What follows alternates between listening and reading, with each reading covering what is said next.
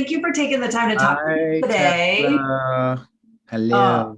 I've had so much fun with this series. I love Kung Fu Panda. So, can you just talk about like being involved in such an iconic series for you, Shaunt, for the first time? But Peter, you've been involved in Kung Fu Panda before, so Yeah, well, and it's why I came back because we have this fantastic lead character that's just super, super fun.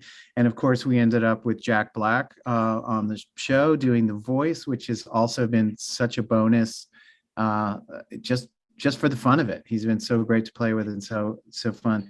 I've always loved this sort of vulnerable character, the sort of lovable loser who can kick butt. And that's really what Poe is. And it creates a great opportunity for comedy, for fun, for emotion, and to do, kind of cool action. So I'd already been there. So I came back because I liked it. and then what about you, Shaunt? I was actually speaking to you on Blood of Zeus Yes. when I started working on this I show. remember you saying that you were doing something. This is what it was. Right, right. So it was really fun for me, having this show that had all these like amazing locations and whatever, and just like beauty and all that. And I came here and I was like, oh, I get to do another one. But now I get to do it, and it's funny, and it's this big tentpole project for Netflix. So it was exciting for me because it was kind of like coming back to like a little more of a comedy drama. But when Peter pitched the show, it had so much like great story in it. It wasn't like a typical, hey, let's restart. Every episode's kind of like restart and he wakes up in the same place, blah, blah, blah. This is a story that was serious. It had adult themes. They said we want it to be more, action like the movies. We just want to push design, everything to make it something else. So to me, that was like music to my ears. Yeah, that's what I was going to say. One of the things I love about this is that it is a continuing story. It's not like what a lot of these cartoons on Netflix are, where you're just like, okay, it's, like you said, it's just a new adventure in one episode. It's kind of a full story, which I love about it. And Peter, can you just talk about the decision process maybe of making it that way? Well, I think it's a lot of it just had to do with kind of wanting to be a little more mature with the storytelling and to be able to go to some places that aren't sort of so obvious and kind of cartoony. So I think I've just floated that idea, and then of course also we had this premise of a kind of a road trip built in. So that's you're not going to build your 6 sets and just go to the same places all the time. So that was kind of it. It was basically because we were allowed to, and then we get into a deeper level of storytelling, things that play out over much more time. Where you're revealing things 2 episodes later and 3 episodes later. You're finding out the real reason for these kind of things.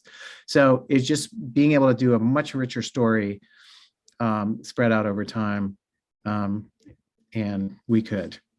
Yeah, well, one of my favorite things about it is like, so I love Kung Fu Panda. I always did. And I have 2 young daughters. They're 9 and 11 now. But this feels like, I guess you guys kind of said like a more mature Kung Fu Panda in a way, right? It feels like it's a bit of an upgrade from what we've had in the past. And it's something that myself and my husband enjoyed watching along with our daughters. So you can just talk about like the importance of, I guess, family programming where parents can enjoy it as much as the kids. Because sometimes there's some kids shows that kids alike and parents have to struggle through, if you know what I mean. I'll tell you, I lived through that. I mean, we all have. And Yeah. God, it was a god. I remember at some point when Penguins of Madagascar came on, and it was like, oh, finally I can watch a show with my kid. That sometimes when my kid's not here, I'll still watch it. Yes. Back in the day, and that's like super important to me because we've all been there. So yeah, in this case, we kind of think of it as a movie. That's just one big long movie. That's how we're looking at it. We're making it look like a movie. We're making it feel like a movie. We're playing out the action sequences a little more deeply and all that. So it's meant to be for adults and also enjoyable for kids. Yeah, I like it. Every show that I've worked on, I never go like, this is for kids or this is for adults. It's like, I want to make something that's for people.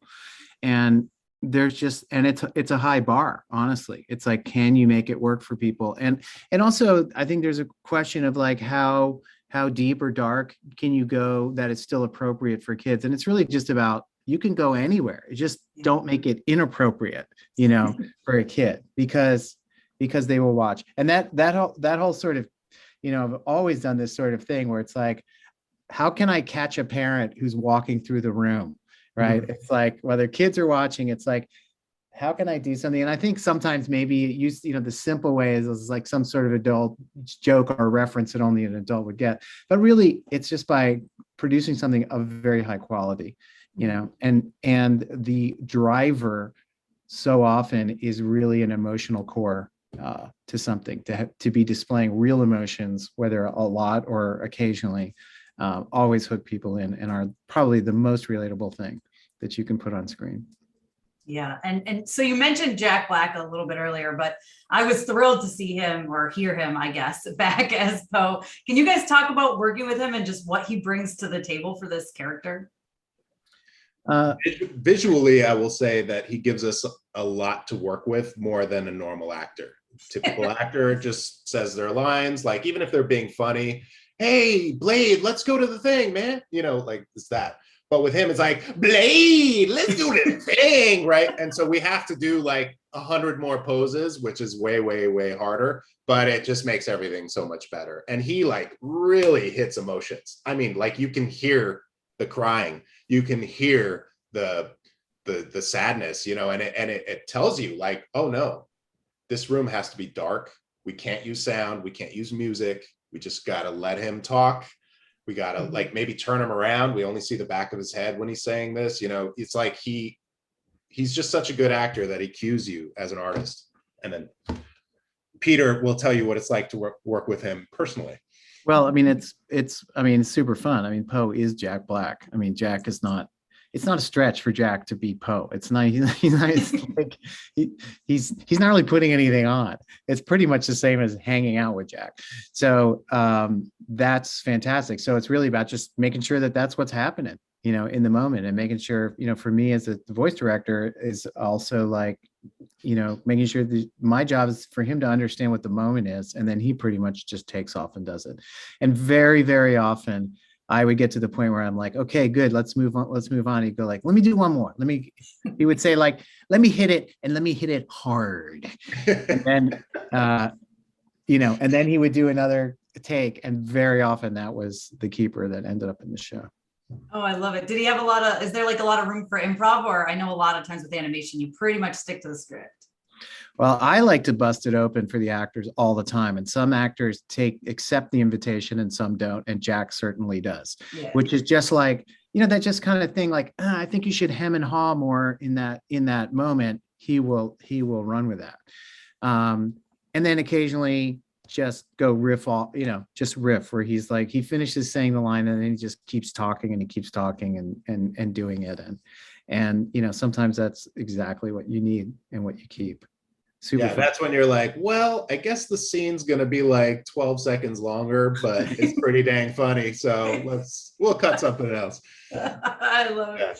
Oh man, he's so great. And I love hearing him back as Poe. It's so wonderful. So for those who have not, I guess, never seen Kung Fu Panda, how would you get them to want to watch this show? How would you describe it to them? I mean, visually pretty awesome. There's going to be some like really rad fights. There's really rad comedy. There's actual genuine, not fake, but real heartfelt moments that are going to make you feel something. To me, it's like, it's got everything. It's got it all is what it is. And there are no commercials. There you go. How would you get somebody to watch it? Jack Black is in it. Right. That's my strongest card I've got. Yeah. That's true. Now, obviously, I don't want to give spoilers to those who haven't seen it yet. I just finished watching it yesterday. So it seems like there could potentially be maybe a second season, possibly. So that's something you guys would be down for? Do you have thoughts brewing in your head of where it would go? Yeah, I mean, we want there to be as much as we can. And the first season really, I was very interesting. I really want to make sure that it wrapped up, but that we left a door open to be able to continue the adventure. So it wasn't like, this is kind of a thing in modern TV where it's like you spend the whole show going, what's going on? What's going on? And then the season ends and you're like, wait a minute, too many unanswered questions. So I didn't want to get to that. And I think we got to a really good resolution at the end of the season, but there's an open door there for more stories. There is a lot to explore. I mean, we have the possibility of going all around the world if we want to, if we continue and think about all the different animals that live in different places and all the different styles we can use and so on. It's exciting. Awesome. Well, fingers crossed for more. I enjoyed it. And thank you guys so much for taking the time to talk with me today. I really appreciate it. Good to see you again. Thank you. All right. Good to see you again. I can't wait for season 2 of that other show that you're Oh yeah. on, so. Can't wait. It's being worked on. I know. So excited. All right. Thanks, guys. Thank you so much to all my monetary supporters, my members, and my Patreons. Love you guys.